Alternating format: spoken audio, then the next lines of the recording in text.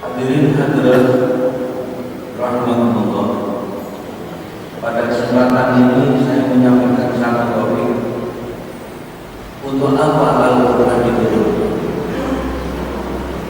Kita semuanya maklum, kita memahami dari 12 bulan ada satu bulan yang menjadi puncak yang di dalam hati dikenal dengan Sayyidul Syuhur, puncak kemuliaan bulan, yaitu bulan Ramadan.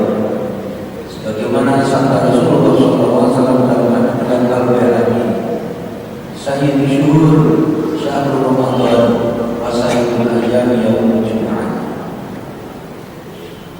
Bulan yang paling mulia adalah bulan Ramadan, hari yang paling mulia adalah bulan Ramadan dikatakan bulan yang paling utama karena pada bulan itulah di samping ada puasa wajib yang menjadi rukun Islam, di samping pada bulan Ramadan itu ada ibadah khusus yang yang sudah diberi nama tarawih. Di bulan itu juga ada malam yang khusus namanya Lailatul Qadar, dan juga pada malam pada bulan Ramadan itulah diturunkannya kitab suci Al-Quran. Dalam surah Al-Baqarah ayat 185 Allah berfirman, Syahrul Ramadan alladzi unzila fihi al-Quran hudan lin-nasi wa bayyinatin minal huda wal furqan. Hari-hari yang diwajibkan untuk puasa itulah hari-hari di bulan Ramadan. Pada bulan Ramadan itulah diturunkannya kitab suci Al-Quran. Untuk apa Al-Quran diturunkan? Hudan lin-nas, sebagai petunjuk bagi manusia. Wa bayyinatin minal huda wal furqan, dan sebagai penjelas dari petunjuk itu serta pembeda antara yang hak dan yang benar. Dari ayat ini kita dapat jawaban langsung dari Allah. Untuk apa Al-Quran diturunkan?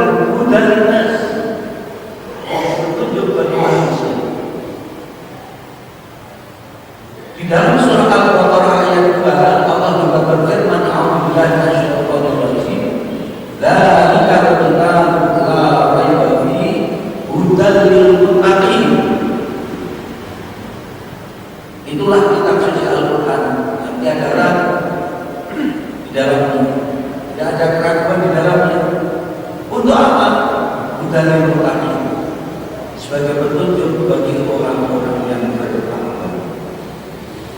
Dari dua ayat ini para hadirin menimbulkan pertanyaan, dan ini perlu dijawab. Pertanyaan yang muncul, Al-Quran itu kan kitab sumber ajaran, sumber hukum Islam. Kenapa Allah berfirman hudan lin-nas, petunjuk bagi manusia? Kalau yang namanya manusia ada orang kafir, orang musyrik, orang Yahudi, orang Nasrani, orang munafik, orang dolim, orang fasik masuk di dalamnya. Kalau memang Al-Quran ada petunjuk bagaimana, semua manusia harus mencari petunjuk dari Al-Quran. Bukankah Al-Quran ini sebagai satu sumber utama dan pertama di dalam Islam? Artinya yang memang kita atau kita umat Islam bersumber dari. Kenapa Allah mengatakan hudan lin-nas bagi semua manusia? Kalau di dalam surah Al-Baqarah hudan lil muttaqin, ya, karena yang namanya orang bertakwa itu orang yang beriman, orang yang Islam, orang yang melaksanakan perintah Allah dan meninggalkan larangannya. Di surah Al-Baqarah 185 itu hudan lin-nas, bukan hudan lil mu'minin, bukan hudan lil muslimin, bukan hudan lil muttaqin, tapi hudan lin-nas. Ini itu tanda-tanda. Orang yang suka berpikir sering menanyakan masalah, kenapa di dalam ayat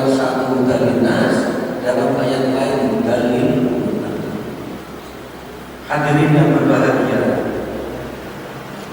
iman Allah sering berfirman berbeda-beda. Maka kalau kita membaca ayat tidak tahu konteksnya bisa salah. Itulah di dalam ayat Al-Quran menurut ilmu usul fikih namanya ta'arudul adillah, dalil yang secara lahiriah nampak saling berlawanan. Ada dalil kok saling berlawanan? Gimana nih? Hadirin, kita naik mobil, onderdil mobil ada yang berlawanan rem dan gas.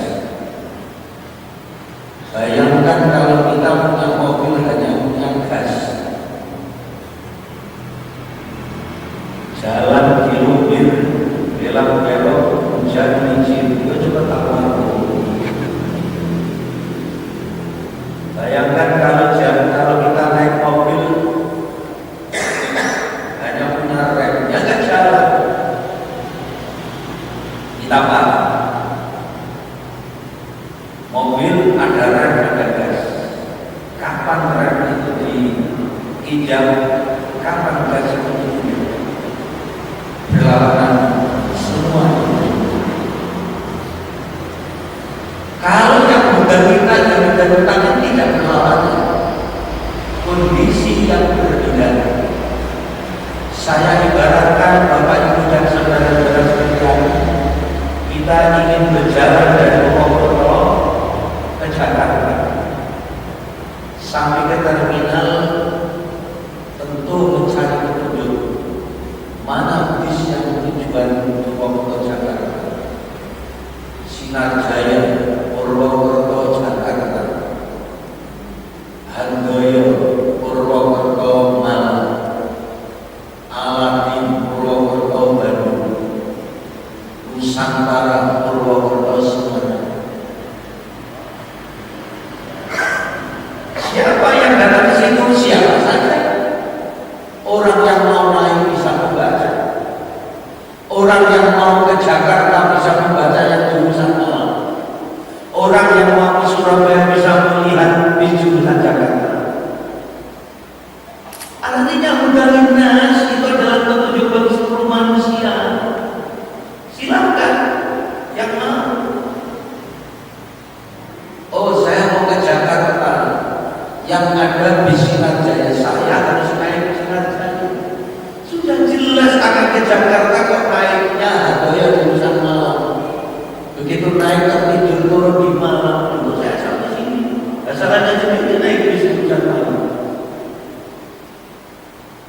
Ini petunjuk bis, ini petunjuk umum. Hudal nas itu petunjuk umum bagi siapa saja. Kira-kira begitu. Sehingga yang mau mengikuti petunjuk Al-Quran itulah yang akan selamat. Sekarang mau selamat, mau sampai tujuan atau tidak? Ingin bahagia di akhirat apa tidak? Ya silakan. Yang mau silakan, tidak silakan. Tetapi ketika orang sudah naik, ibarat orang sudah syahadat asyhadu an la ilaha illallah wa asyhadu anna Muhammadar Rasulullah. Aku bersaksi tidak ada Tuhan yang wajib aku sembah kecuali Allah, dan aku bersaksi bahwa Muhammad SAW adalah utusan Allah. Sudah naik bis, mau ditunjukkan dengan petunjuk satu, kru bis mengumumkan dilarang merokok. Ya harus ada. Gak bisa jadi di dalam bis ini ada masalah sih merokok itu bukan saya. Kalau nggak mau silakan turun. Budaya tadi petunjuk khusus. Di dalam bis dilarang berbicara dengan sopir ketika bis sedang jalan. Saya ngomong pakai mulut saya nggak bisa. Dilarang melakukan anggota badan. Ini kan badan saya sendiri, anggota diri nggak bisa. Kalau nggak mau silakan turun. Dilarang roda, dilarang kencing. Kencing alatnya sendiri kok nggak boleh. Kita akan keluar dari bis. Kira-kira begitu. hadirin yang berbahagia,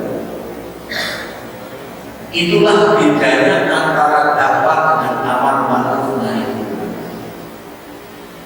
Dakwah itu ajakan yang bersifat umum, ayo masuk Islam ini bahagia, yang mau silakan, yang tidak silakan. Kalau sudah menyatakan diri masuk, baru amar ma'ruf nahi munkar. Itu pun menurut Al-Quran di dalam tarekat tasyrih melalui proses dan tahap.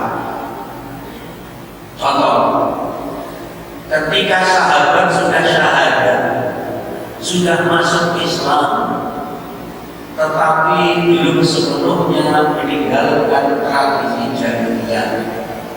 Apa ayat yang turun? Yas'alunaka 'anil khamri wal maisir qul fihima ithmun kabirun wa manafi'un linnas wa ithmuhuma akbaru min naf'ihima. Mereka bertanya kepada wahai Muhammad tentang judi dan minuman keras. Jawab Muhammad, qul fihima ithmun kabirun wa manafi'un linnas. Minuman keras dan judi itu dosa besar, tapi manfaatnya banyak. Coba berapa? Sudah jelas dosa besar, Tuhan masih mengatakan manfaatnya banyak. Itulah yang dijadikan alasan tukang mabuk untuk judi. Ketika baca ayat Tuhan saja tapi ada manfaatnya, kok kamu melarang? Kenapa? Konteksnya kalau itu memang para sahabat yang baru masuk Islam belum bisa meninggalkan adat jahiliyah. Rasulullah sangat tahu bagaimana strategi dakwah. Kalau ini saya larang, mereka keluar lagi. Itulah ayat yang turun sudah. Inilah namanya dakwah. Bil hikmah wal mau'izah. Dengan penuh bijak. Dari hari ke hari, waktu dinasihati, diberi terus saja sudah mulai kuat, mulai sadar. Turunlah ayat wala taqrabus sholata wa antum sukara. Jangan mendekati sholat ketika kamu masih dalam keadaan mabuk. Bagaimana kondisi ayat waktu itu? Betul, para sahabat sudah sadar banyak, tapi belum penuh. Sembunyi-sembunyi. Apa yang dari Rasulullah? Silakan mabuk, tapi kalau mau sudah mau menjelang sholat sadar ya. Ini habis subuh, nanti jam 6 silakan mabuk, tapi jam 11 stop ya, karena mau sholat. Masuk sholat, selesai, silakan mabuk lagi, tapi nanti setengah 3 stop ya. Ya gitu. Dan dalam tarekat tasyrih diterangkan juga begitu. Para ahli tafsir yang menjelaskan ayat-ayat itu turun, kondisi waktu itu bagaimana, setting sosialnya bagaimana, itu yang terjadi. Setelah mantap, imannya kuat, lama-lama dari surga kemudian berhenti. Ya ayyuhalladzina amanu innamal khamru wal maisiru wal ansab wal azlam rijsun min amali syaitan fajtanibu. Baru tahap ketiga. Wahai orang-orang yang beriman, sesungguhnya judi, sesungguhnya khamr, minuman keras, judi, komunikasi dan seterusnya, semua perbuatan keji, perbuatan setan, fajtanibu. Jadi baru saat itulah ayat yang mengharamkan dulu. Nah sekarang itu orang memahami Al-Quran haram, tidak tahu judulnya, baca ayat langsung saja. Itulah kekeliruan karma Islam. Antara dalilan dengan dalilan itu dan berbeda. Saya memberikan kuliah IAIN mata kuliah usul fikih. Ada mahasiswi saya dan anaknya memang cerdas, paling sering Pak, kita belajar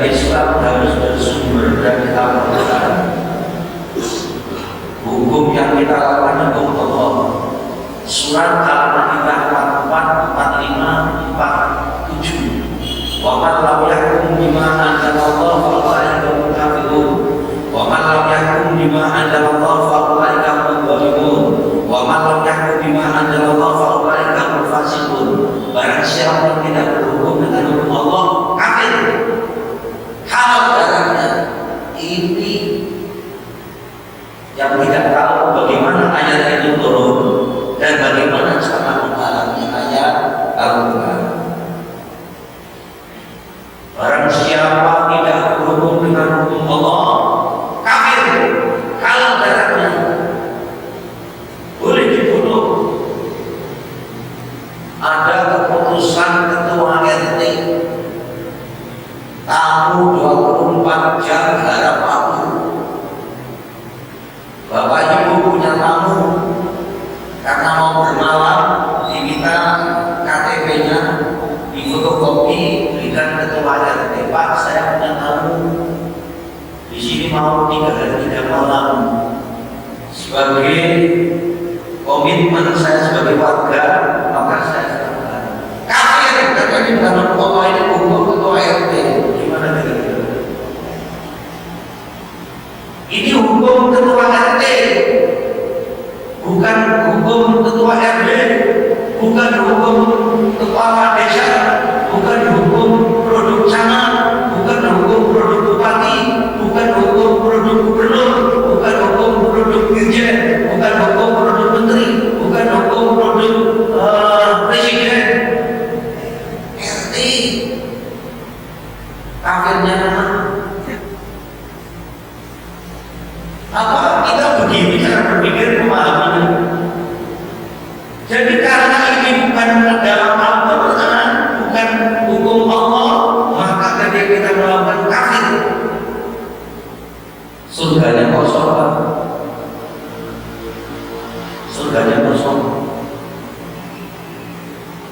Saya berkali-kali di forum ini masih ingat saya. Ini sebentar lagi kita akan menjalankan satu kewajiban zakat fitrah. Kita harus mengikuti petunjuk Al-Quran. Di antara ayat surat Al-Asr ayat 7, wa man atakum rasul faqulu wa man antum. Apa yang dilakukan apa yang diperintahkan oleh Rasul, laksanakan apa yang dilarang, tinggalkan. Rasulullah di dalam hadis untuk zakat fitrah sudah jelas. Farad Rasulullah sallallahu alaihi wasallam zakat fitri min Ramadan so'an tamrin atau so'an syairin ala kulli muslimin atau muslimatin murid atau aktif. Rasulullah mewajibkan zakat fitrah 1 sok kurma atau gandum. Kita pakai beras, tidak sesuai Rasulullah, berangkat kafir. Karena tidak sama dengan Rasul, tidak sama dengan Rasul dengan Allah. Berarti orang yang zakatnya semua. Oh, kita zakatnya pakai ini beras kok. Di mana kan itu? Walau kalau saya agak kenapa saya katakan demikian? Sungguh saya sangat prihatin ketika ada kawan-kawan kita ketika memahami ajaran Islam itu parsial, ketika memahami Islam itu hanya menggunakan pola pikir gaya tekstual. Coba kasus di Riau, seorang imam masjid Polda, dia itu punya panti asuhan. Di situ isinya anak-anak yatim kurang lebih 500. Sekarang menderita karena dia mati. Apakah begitu kira-kira? Mohon maaf Bapak sekalian.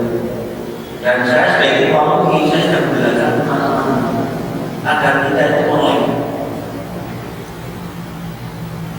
Apa kira-kira begitu? Itu keliru memahami makna jihad. Bukan surat Al-Baqarah 218. Innal ladzina amanu wal ladzina hajaru wal ladzina jahadu. Proses jihad Rasulullah dan para sahabat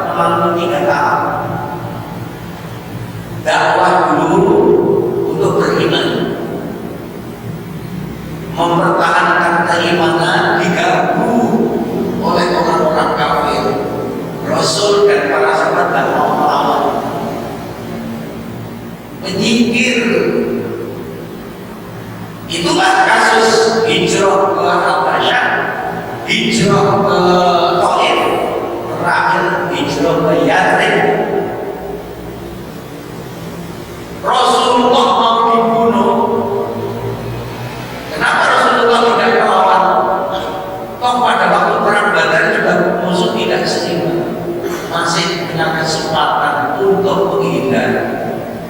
Dakwah mempertahankan iman, menjaga orang bertakwa dengan cara yang baik. Kok dimusuhi, menyingkir, hajar. Sudah hijrah ke Yathrib, kemudian Rasulullah di sana didahulukan menjadi kepala negara dengan dasar minta Madinah, namanya pihak Madinah. Mulai saat itulah Yathrib berubah nama menjadi Al-Madinatul Munawwarah, kota Nabi yang bercahaya, yang sekarang diambil alih oleh Cilacap.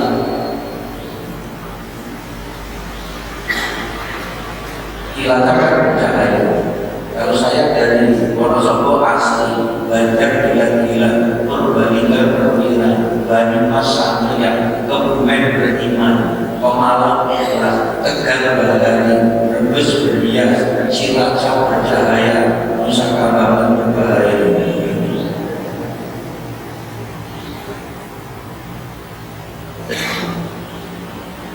Rasulullah menyingkir, mempertahankan iman di Mekah dan mungkin menyingkir, bukan melawan.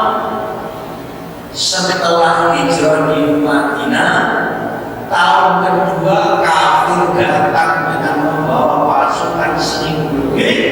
Bulan Ramadan, Rasulullah baru punya pengikut 300 lebih. Apa yang terjadi? Lama jihad tidak ada alasan.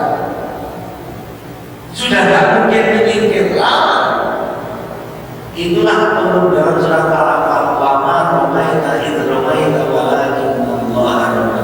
Lama teman-teman, kamu tidak usah khawatir musuh 1000. Ini juga Ramadan. Ketika kamu melempar musuh, kamu tahu musuhnya banyak, musuhnya kuat. Idh ramaita walakinnallaha rama. Yang mau melempar Allah. Ramadan, Islam itu hanya kekuatan sepertiga, 300, musuhnya 1000 lebih. Yang aneh, silahkan baca Sirah Nabawiyah, silahkan baca tentang peperangan Nabi. Sahabat Nabi baru mau memanah musuh, baru diarahkan, tiba-tiba sana sudah mati. Baru mau melempar tombak sudah mati. Walakinnallaha rama. Yang melempar Allah menurunkan pasukan malaikat, pasukan baru. Disinilah perlunya memahami Al-Quran, perlu pakai ilmu. Pertama pakai ilmu nahwu sorof, stilistik bahasa. Nahwu sorof, namanya sintaksis, sorof namanya morfologi. Naik sedikit ilmu balaghah, ilmu ma'ani, ilmu stilistik bahasa, ilmu ma'ani, ilmu ma'abayat, dan ilmu batin. Naik lagi dan bidangnya lain, ada usul fikih. Nanti usul fikih kalau ada unsur qawaid fiqhiyah, sehingga cara pemahamannya tidak tekstual. Makanya di situ cara memahami Al-Quran ada 3 metode. Yang pertama pemahaman namanya pemahaman tekstual. Kalau istilah Arabnya adalah ingkiran bayan, apa adanya. Ada ayat-ayat yang memang harus dipahami apa adanya, tidak boleh dirubah. Ya Allah tidak sama, tidak sama dengan makhluk. Yang namanya sholat ya harus berbeda. Yang namanya subuhnya juga. Ada jamaah masjid Baitul Salam subuh 6 rakaat. Sholat apa sih 6 rakaat? Ya sholat subuh. Kok banyak sekali, mau lagi semangat. Tidak bisa. Jam 10 sholat zuhur 8 rakaat lagi. Dari mana? Dari Baitul Salam. apa? Baru sholat. Jam dulu kan sholat apa? Sholat zuhur. Tapi kok banyak sekali orang yang dilarang. Terus sholat zuhur jam 10 kan dalam rakaat. Ya mau mati semua tidak bisa.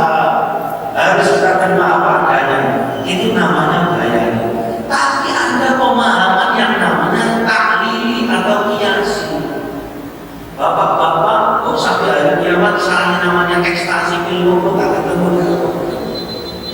Yang ada di nama khamr wal maisir wal ansab, inama khamr ekstasi ada. Apakah ekstasi dan ilmu karena di dalam Al-Quran dalam kitab bebas? Tidak. Itulah hukum Allah mengharapkan Allah memaafkan. Ilmu ekstasi lebih memaafkan. Namanya kias, dianalogkan, disepadankan.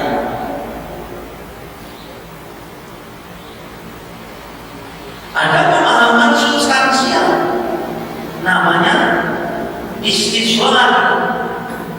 Dulu Rasulullah mewajibkan jangan dibilang kurma atau gandum. Itu kan makanan pokok waktu itu. Sekarang kalau ada pakai miskin di Purwokerto dari Masjid Baitul Salam membagikannya gandum sama kurma, orang miskin dapat dari Baitul Salam 3 kilo, dari masjid lain 3 kilo, masyarakat kecil kumpul 60 kilo. Hari raya bingung, juga kemana-mana gak laku. Kemaslahatannya yang kita lihat. Nah, hadirin yang berbahagia, memang Al-Quran adalah merupakan itu. Bagaimana kita memahami betul-betul ada ilmu. Pertanyaan yang kemudian muncul, kalau Al-Quran betul-betul dari Allah 30 juz, bahkan dalam surat Al-Maidah ayat 3 sudah dikatakan al-yawma akmaltu lakum dinakum wa atmamtu 'alaikum ni'mati wa raditu lakum al-Islam dinan. Berarti sudah lengkap. Apakah seluruh persoalan sudah ada dalam Al-Quran?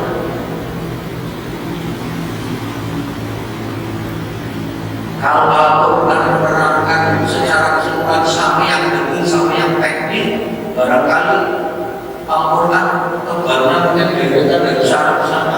Tafsir sekian banyak aja masih terus menyebut. Al-Quran itu maksudnya bersifat umum. Jika di dalam Al-Quran tidak ada surat Al-Asr ayat 7, surat Al-Fatah ayat 28-29, walakin arsalna rasulahu bil-huda liyudhhira 'ala dini kullihi wa kafa billahi shahidan. Muhammad Rasulullah. Allah melanjutkan, kalau dalam Al-Quran tidak ikuti Muhammad, ikuti utusan yang diberitahu oleh Allah, maka turunlah secara tekstual tidak dalam Al-Quran muncul hadir terbatas setelah Rasulullah wafat keluar lagi. Persoalan di tengah masyarakat berkembang terus, apalagi nanti lalu dalam hati tidak ada. Inilah persoalannya. Muncul namanya ikhtiar ketika Rasulullah SAW mengutus sahabat Mu'adz bin Jabal ke Yaman. Terjadilah dialog. Ya Mu'adz, kaifa tabbi idza kuntum taqulun qala abdi bi kitabillah qala fa lam tajid bi kitabillah qala fa bi sunnati rasulillah qala fa lam tajid bi sunnati rasulillah qala attabi'u bi ra'yi qala an fa daraba Rasulullah sallallahu alaihi wasallam ala dhari fa qala alhamdulillah wa fa rasulullah lima yadhur bi Rasulullah rawahu Muslim. Ini kalau Bapak Ibu belajar ilmu hadis jalurnya saja sama 5. Namanya akan mendukung, saling mendukung antara satu sama lain. Kamu akan saya utus ke Yaman. Kalau nanti di Yaman itu ada masalah, bagaimana kamu akan menjawab? Saya akan menjawab berdasarkan Al-Quran dan Rasul. Rasul bertanya lagi, kalau dalam Al-Quran tidak ada pakai apa? Saya akan menjawab berdasarkan Sunnah Rasul. Kalau Sunnah Rasul tidak ada, saya mau ijtihad menggunakan akal. Kalau mohon maaf, Rasulullah di Madinah, sahabat Mu'adz di Yaman, jarak jauh kira-kira berapa kilo sangat. Waktu itu kendaraan cuma onta dari Madinah ke Yaman 7 hari, Yaman Madinah 7 hari. Kalau sahabat Mu'adz itu tidak jaminan halal, ada masalah pakai apa? Al-Quran tidak ada, pakai hadis tidak ada. Saya mau ke Madinah, mau tanya kepada Rasul, naik onta Rasul, ini di Yaman ada masalah, gimana jawabannya? Oh, kalau itu jawabannya begini, Mu'adz. Oh iya Rasulullah, saya pamit naik onta lagi 7 hari. Sampai Yaman, ini jawabannya Rasul. Oh iya, terima kasih. Yang satu tanya lagi. Nah kalau begini gimana Mu'adz? Aduh, nggak tahu. Nanti dulu saya tanya Rasul. Ya dari ini kamu tanya. Kalau pertanyaan Rasul di konteksnya sekarang, kamu mau menjawab apa? Al-Quran tidak ada, hadis tidak ada. Saya mau SMS Rasul. Dulu belum ada SMS. Disinilah baru muncul namanya ijtihad. Sehingga Islam itu sempurna karena ada perangkat untuk menjawab. Itu cukup untuk mengambil istibat hukum, baik istibat bayar, ta'lili maupun istisna'i, tekstual, kontekstual maupun substansial. Dari situ juga kemudian muncul ada kesepakatan para ulama, namanya ijma. Ada analog jika melakukan namanya thariqah metode, jika hasil namanya adalah masdar. Muncul lagi di bawahnya ada istisam, ada masalah usaha, ada mabuk, ada darilah, ada istisam, ada pausahabi, ada satu nama belakang. Tapi banyak orang tidak belajar itu menjawab pertanyaan. Pernah ada orang balik dari Jakarta ke Purwokerto, semangat ceramah, pidato berapi-api atau api-api pidato. Saudara, kalau perintah dalam Al-Quran harus dilaksanakan, hukumnya wajib. Wow, Jakarta kan baru sama begitu. Itu turun saya tanya apa betul? Oh ya jelas dong. Orangnya perintah dalam Al-Quran. Coba ayat akhir sholat atau zakat, tidak kena sholat atau bukan wajib. Ulu wasnaku balan muslimun, makanan dan minuman. Apa sama Ustaz perintah makan dan minum dengan sholat? Jika perintah makan dan minum itu wajib, konsekuensinya jika tidak makan tidak minum bagaimana? Ikutu filah bimana zalna ala waktu bilu min terlibat musuh dan perkataan kemudian suatu itu. Kalau kamu tidak yakin Al-Quran berbeda, buat satu surat. Berarti Ustaz juga dosa dong tidak membuat satu surat karena perintah. Kalau ada hanya mengatakan ilah faham wajibah, kalau tidak takut siksa Allah berbuat semau. Ini perintah tapi hakikatnya larangan. Sama kalau bapak-bapak diganggukan sholat, tolong jangan ganggu saya dan sholat ya. Ya, anak muda kajian itu di tengah-tengah ribut lagi, akhirnya membatalkan. Saya sudah katakan jangan ribut, saya dan sholat lagi. Begitu di tengah-tengah ribut lagi, akhirnya kalau tidak takut kumpulan saya teruskan ribut itu perintah tapi sambil beli. Itu maknanya perintah tapi larang. Perintah itu ada 26 tahun. Nah, inilah yang dapat saya sampaikan. Jadi Al-Quran sebagai petunjuk, tapi bagaimana cara kita membaca dengan petunjuk? Ada ilmu perangkatnya, ulumul Quran, ulumul tafsir, asbabun nuzul, ulumul hadis. Ilmu hadis juga banyak. Kemudian ilmu nahwu sharaf, ilmu balaghah, ma'ani, bayan dan batin, usul fikih, qawaid fikih. Perangkatnya banyak untuk itu. Sehingga tidak sembarangan antara kelompok membaca ayat dan terjemahkan menurut ijtihad saya. Ini namanya ijtihad benar atau bisa menyesatkan umat dengan cara-cara habis. Inilah kekeliruan kita, mudah-mudahan menyadarkan kita sehingga penting sekali Al-Quran yang pelajari halaman tetapi pakai ilmu dan pakai guru. Mudah-mudahan apa yang saya sampaikan ada manfaatnya. Alhamdulillah, Assalamualaikum.